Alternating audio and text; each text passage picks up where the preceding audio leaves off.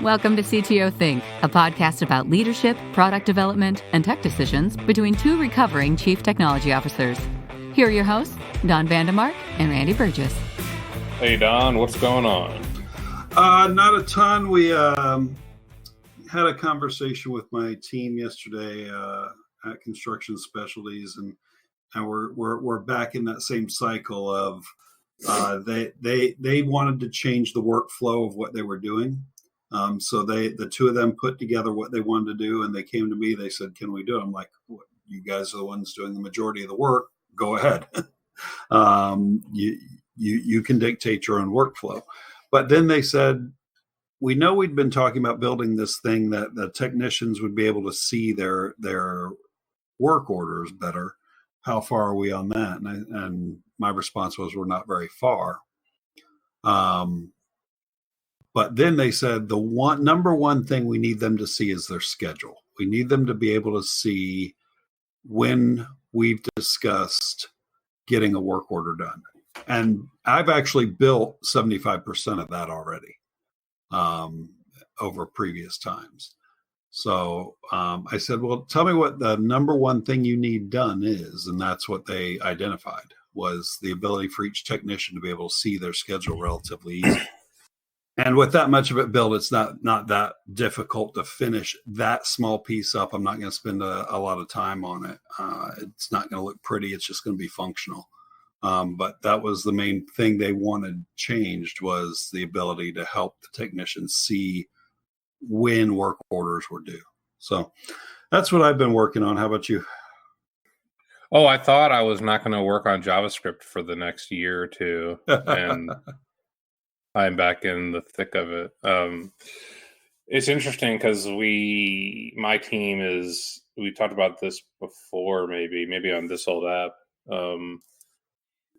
My team is service-oriented architecture, Go focused on the tools, but we do need a front-end interface for one of them, and we aren't using anything built for our team before was by a developer no longer on the team, and they did a good job. It's very simple, but it's not maintainable by a team standard, by a testing and quality and deployment and CI standard. So I'm already jumping back into the thick of JavaScript. And the great thing, again, when people ask me, "So how's the new gig?" my first thing on my mouth is, really like the people, really like how the team is organized.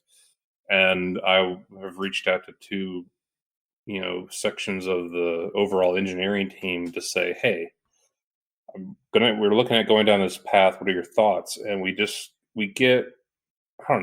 buy-in and help immediately. And it's not like people are protecting fiefdoms or they need to have their say on anything. It's more like, how can we help you? So that's been really nice. But yeah, I'm already back in the whole JavaScript world, and the other folks on my team are skeptical of JavaScript, as they should be. JavaScript has earned its scorn, without a doubt.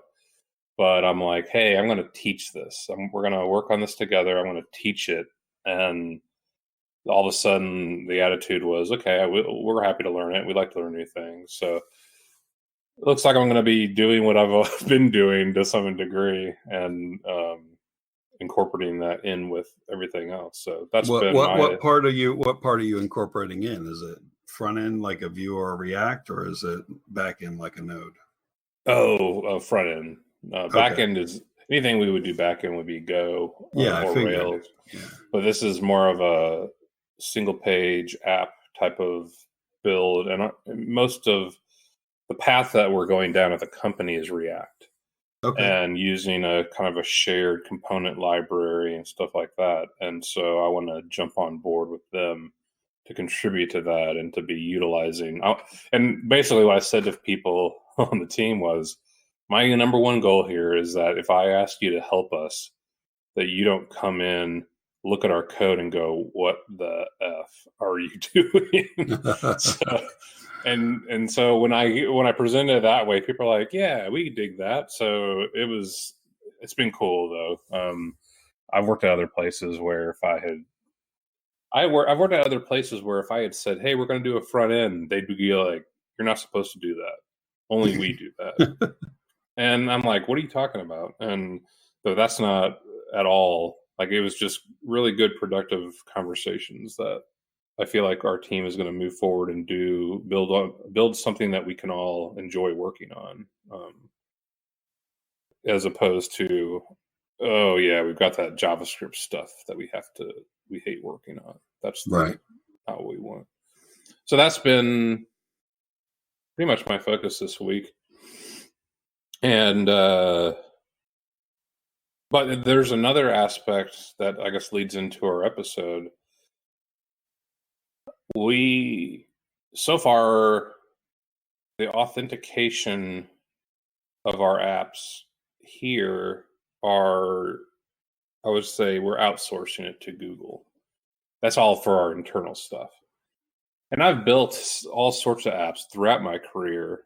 I used Drupal for authentication because I didn't want to build my own. Yep. I built my own before that, and it was just clear text, username, password in a database.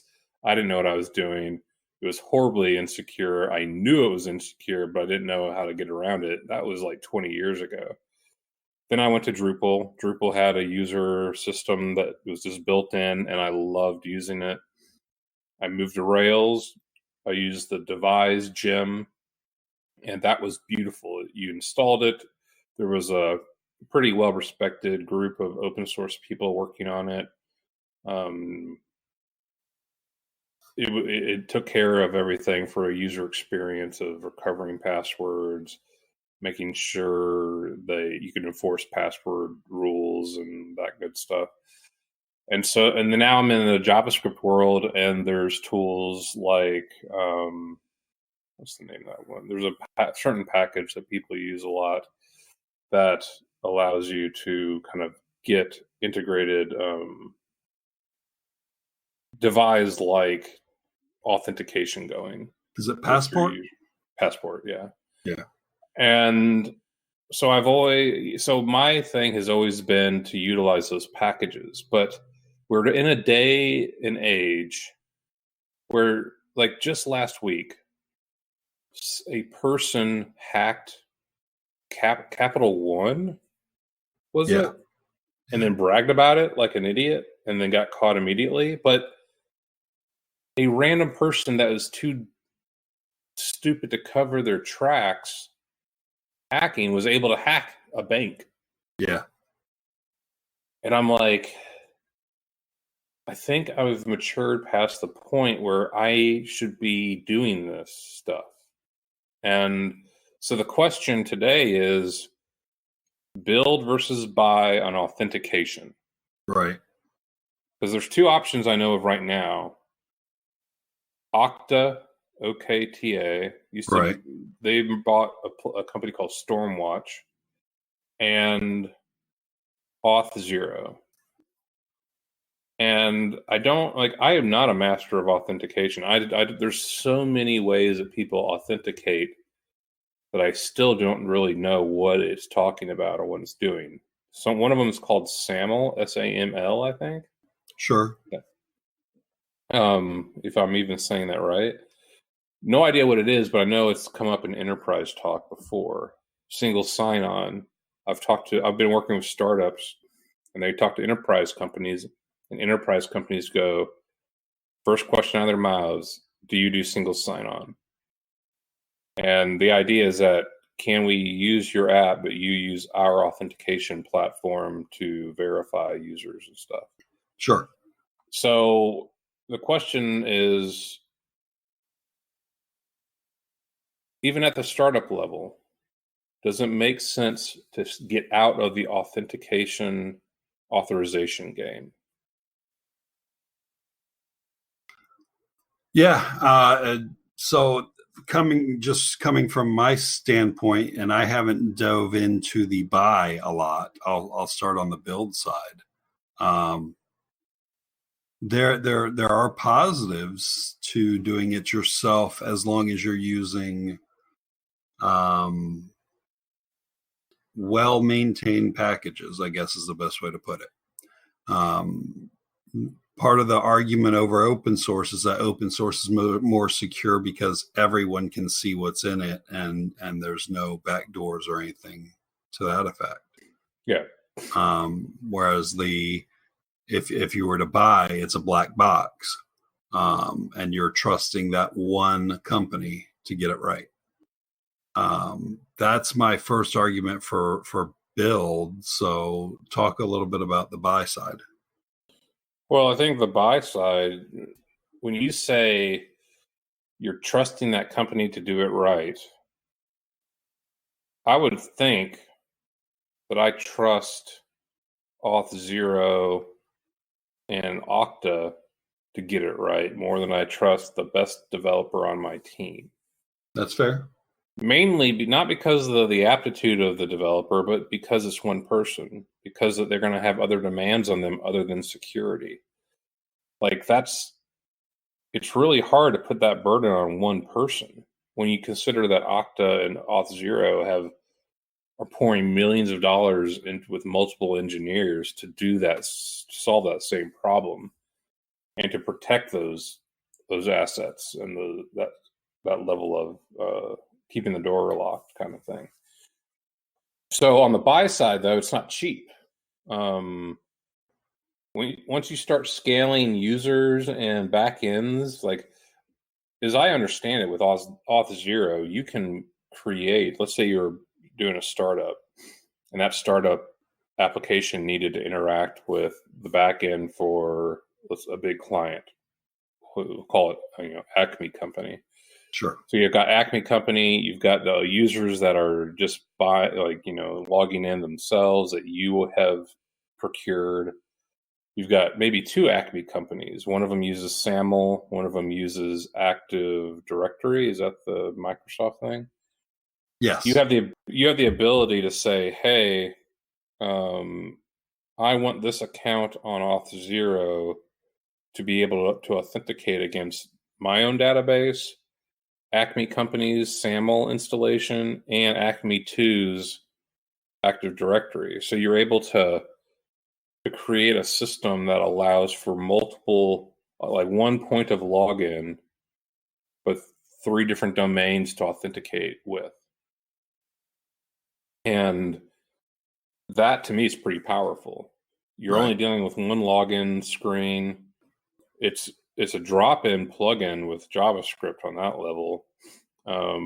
It will take care of all of the, it's a really big deal that you provide users with the ability to do 2-factor auth, that you provide users the ability to recover their passwords on their own. So you're not looking at password recovery as a big support cost.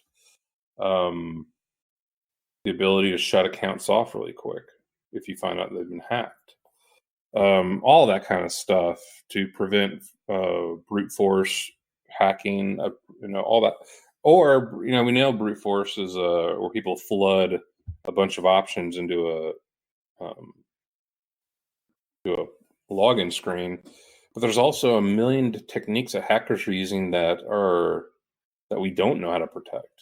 Like brute force is just one of them that we know about. So to me, you need 1 or 2 people on your own team to really get it right, especially at least more than 1. And that's a lot of money.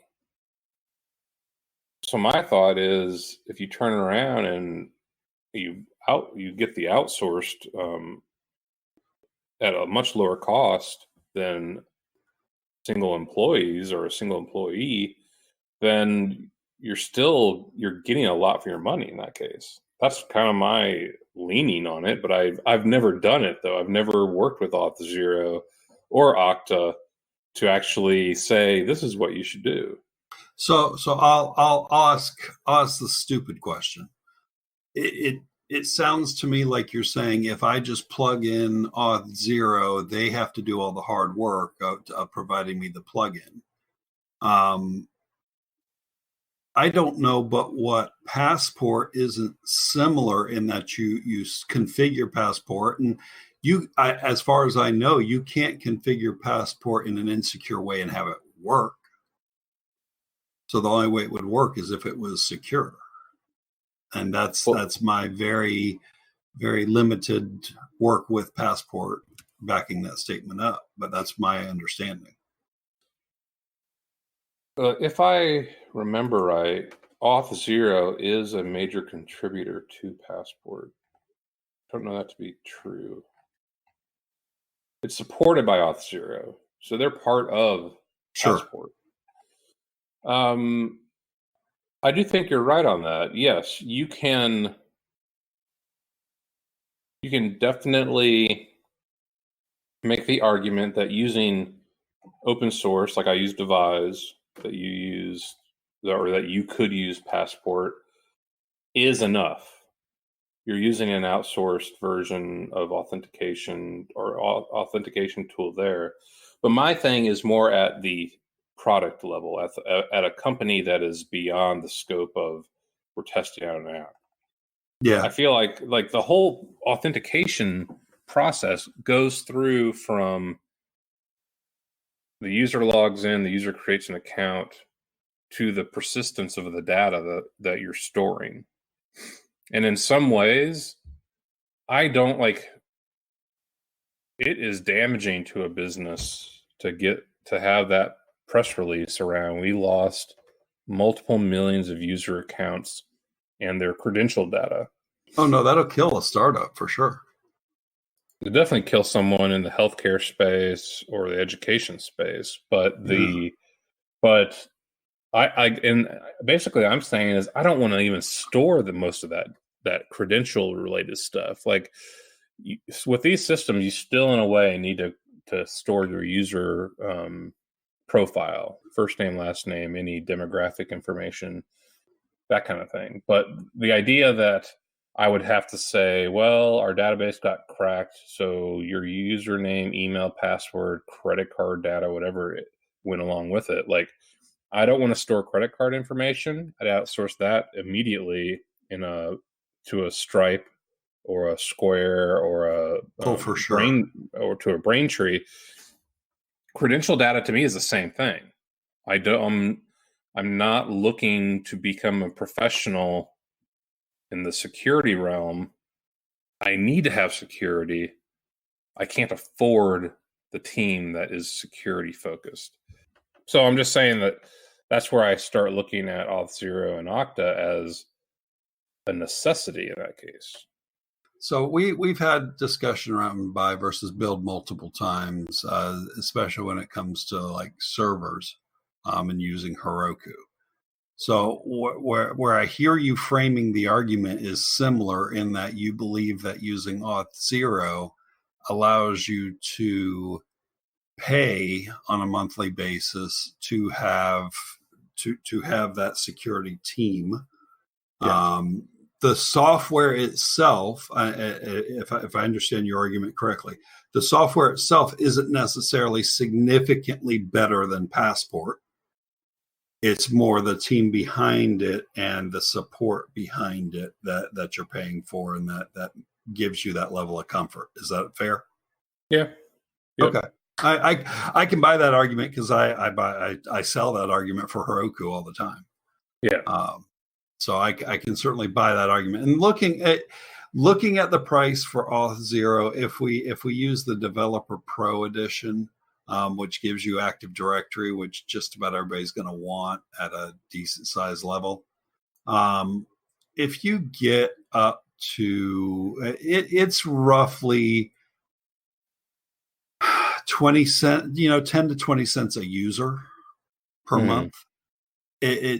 The number itself might be a little big because if you're looking at just 1,000 users, it's $185 a month, which is not a small chunk of change for a startup. But if you're able to break that down to per user, that's still only 18.5 cents per user per year.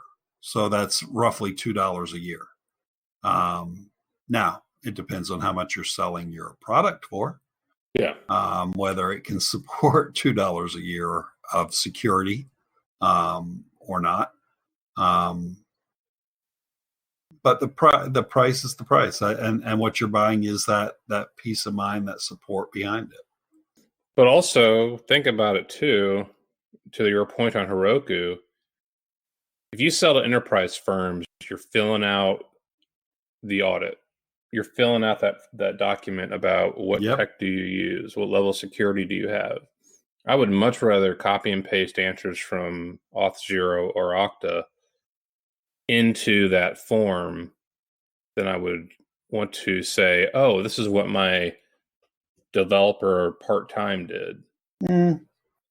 I'm not willing to buy that argument as much, because I think anything you copy in from Auth0 or Okta, you can get elsewhere as well for the open source solutions.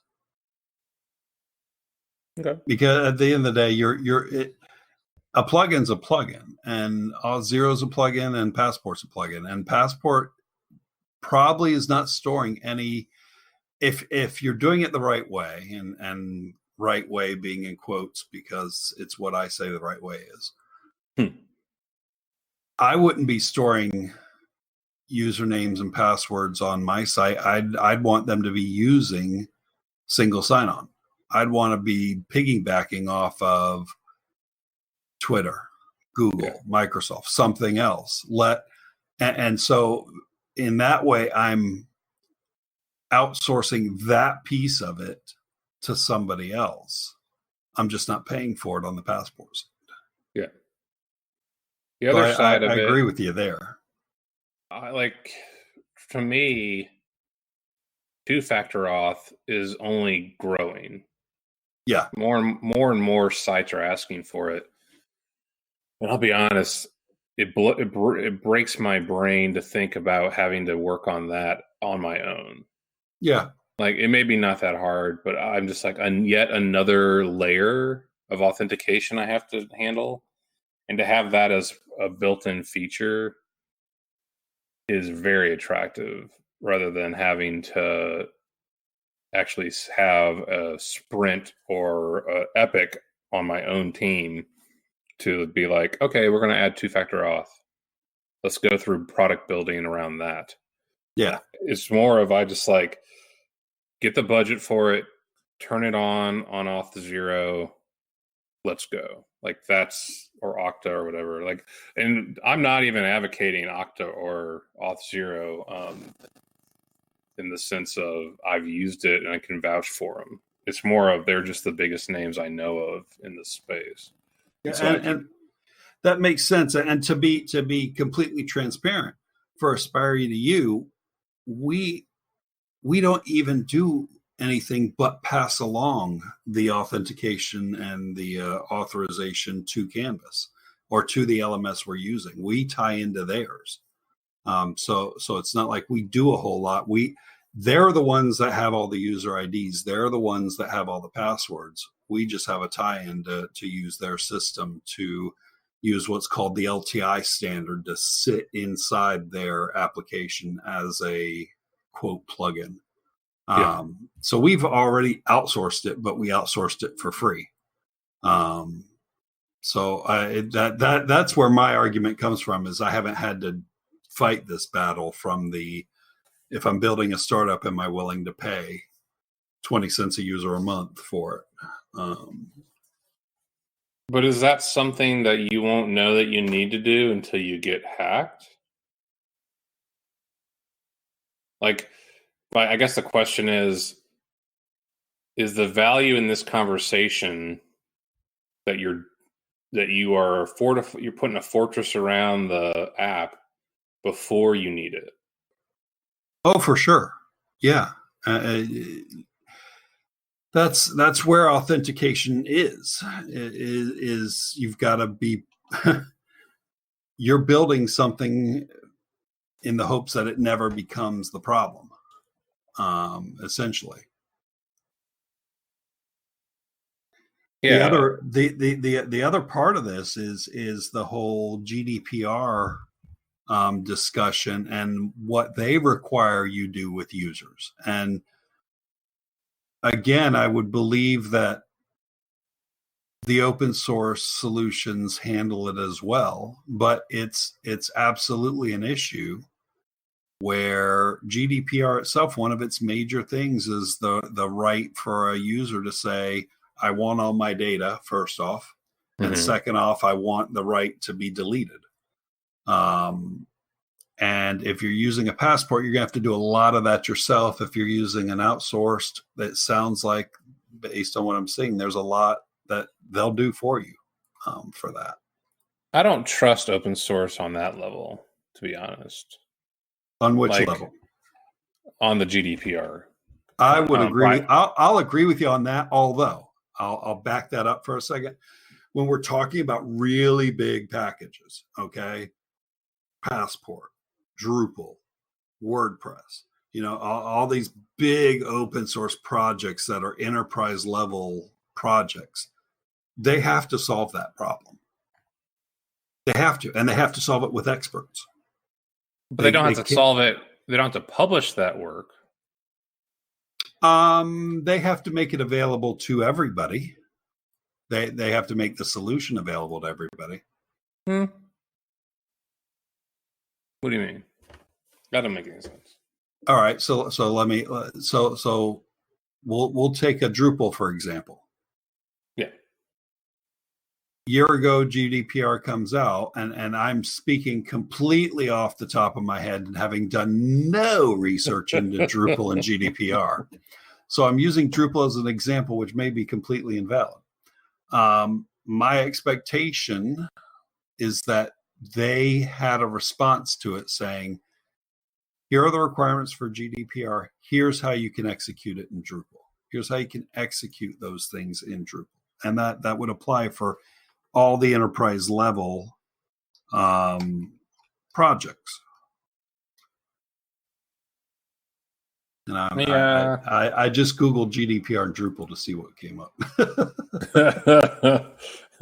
And if there's not a disclaimer that says we are not lawyers, consult your own lawyers to know if what we're giving you is actually suffices. Like, I don't open source in the law, and GDPR as a policy of law is not the same thing as open source and solve a task, handle a problem, build a service. So okay. I think my argument there is I will assume that open source folks are attempting to address GDPR. I do not trust that they will solve it for where I live, or that they'll meet the standard that California has, that Europe has, that I'm where I am. I'm just not going to bet on that myself. But I think this is just where we're going to disagree. Mm-hmm. Enterprise level projects have lawyers. They've got whole foundations that pay for the lawyers. Yeah. So they know what they have to do. Now, I just real briefly looking at it, there's a GDPR module pack for Drupal that you can install, and I will read this paragraph, and that'll kind of tell you where it aims, where it sits. Installing and using this module pack does not mean your site becomes GDPR compliant. GDPR affects the whole organization. This module aims to help to understand its Drupal relations and tries to provide helper tools to make your site GDPR compliant. So that is exactly the kind of statement I expected, which is, here's the tool. Yeah. You got to figure out how to use it. And I think an auth 0 would be the same way as here, we're now GDPR compliant, but that you also have to fix your own organization. Now, that said, you may get more help from an auth 0 because you're paying for support. So we're back to that same statement. Yeah. But that's where I land on it, and I think we're going to land on slightly different sides. Yeah, I mean, for me, I know that there's a question. Like, the build versus buy is the most common issue that all growing companies face when as they expand. And I feel like this is one area, authentication is the area where I want someone to prove that buy is not that buy is overdoing it. And I just don't, it's the first thing I would buy. It's the first thing now that I would. No, it's not the first thing. It's the second thing, because the first thing you're going to buy is Heroku. Yeah. but exactly. But yeah, I agree with you. I agree. If the money's there, if you're funded, yes. Why you'd want to do this just to protect that incubator stage of, and I'm not using incubator as a startup term, but like an egg. Just you're in that stage where you're so vulnerable. You need to protect everything you can. The best way to do that is get all the help you can, and the best way to get all the help you can is to buy it. So I agree with you there. There literally is a build versus buy guide to evaluating identity management on the auth.0 site. There's a 22-page white paper.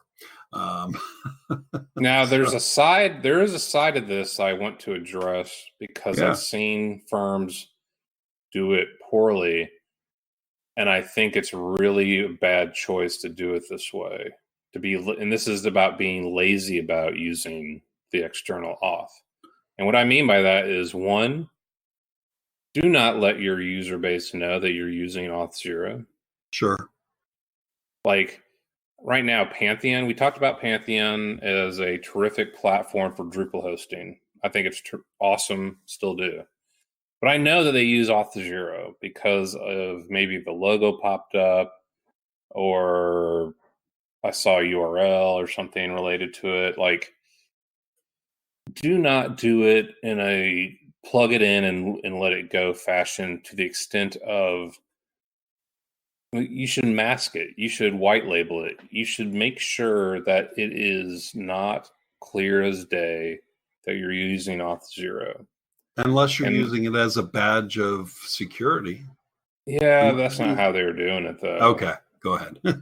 It was more of just, I know that they put a small team on it. It's cost them a lot of money, and they probably just plugged it in, and it works, but it's not seamless. Like, it really should feel seamless.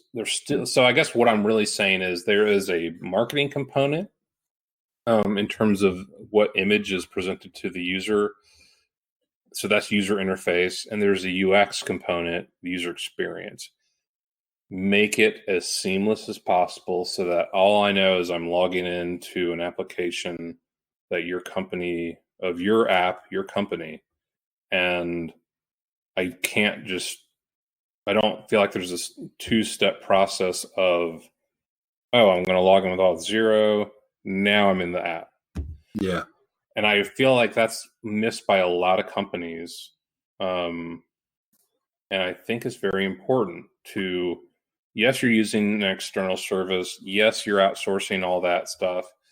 But it still behooves you to have a developer on your team that understands the API that is being provided by that Auth0 Okta solution, and is able to present it and give a user experience that really just looks like just yourcompany.com. Yeah. And both of those and they provide that, but you have to do work to do it. Yeah. And what a security professional would probably argue with me using this term.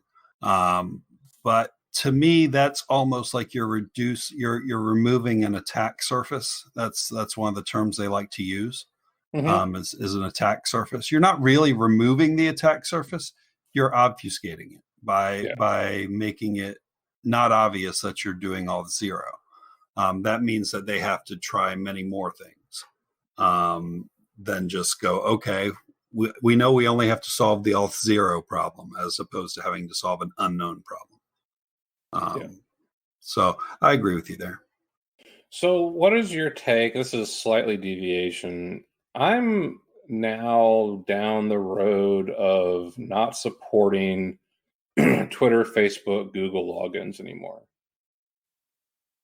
Like, I don't want, if I'm building an app, and usually the product team, this is not where I work now, but usually the startups I've worked at are all like, we definitely need to have Facebook login. We definitely need Twitter login.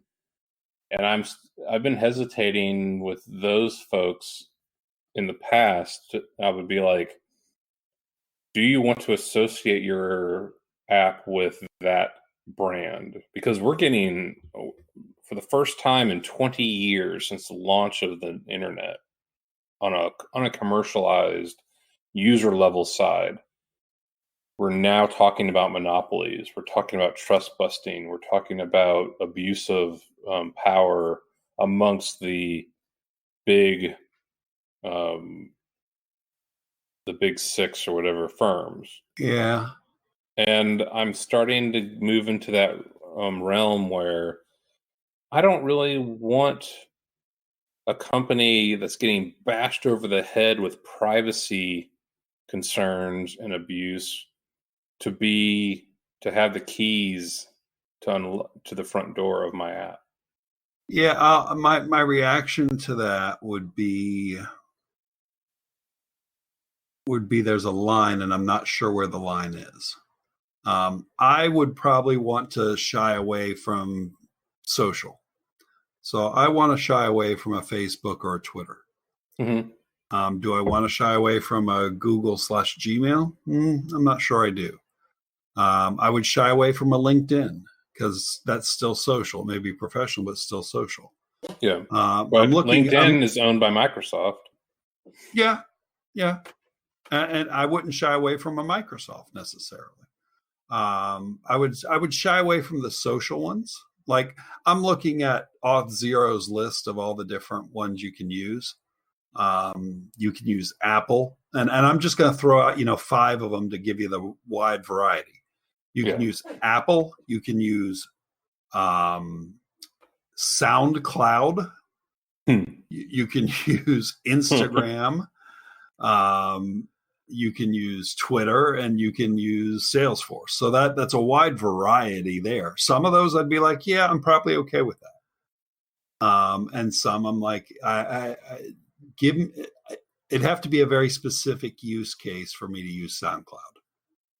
Yeah, I wouldn't use that. So I agree with you for the most part. It's probably up to each individual person which ones they would include and not include. Yeah, I guess my thing is, I'm not saying that it's great on the security level, better than Facebook, but there's a brand and responsibility that even Microsoft, I'm just kind of hesitant that I need this third party. Even though I'm outsourcing the auth, I don't want to bring in Google and Microsoft, who have a history of abuse, to be representative of this is who we lean on for our auth, OAuth implementation. And that's a trade-off between ease of use, and your company's personal direction, right? Yeah. For ease of use, you're going to want to include some of those things. I personally would never include a Facebook sign-in on any app I do, period. Mm-hmm. Would I include Microsoft? Yes. Would I include Google? Yes. But Facebook's a hard no for me. As much as I dislike Apple would probably be a yes. Just because I know it's so prevalent, and I'm putting all of this statement in quotes just so I can get through my disdain. Apple is known for being security conscious. There, I said it. Now we can move on.